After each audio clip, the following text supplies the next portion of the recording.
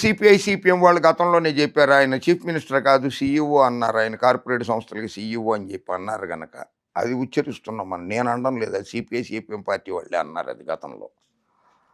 So కోటి సంతకాల ఉద్యమం చేశారు.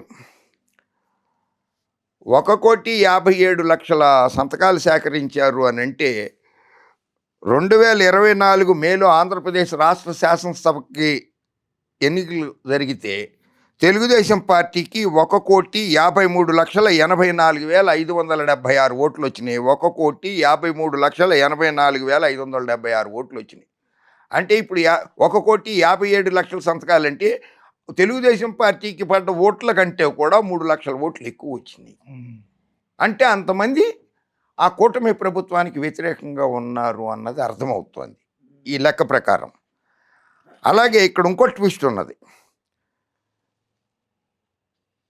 జగన్మోహన్ రెడ్డి గారి వైఎస్ఆర్సీపీ పార్టీకి 1,32,84,134 ఓట్లు పోలయ్యాయి.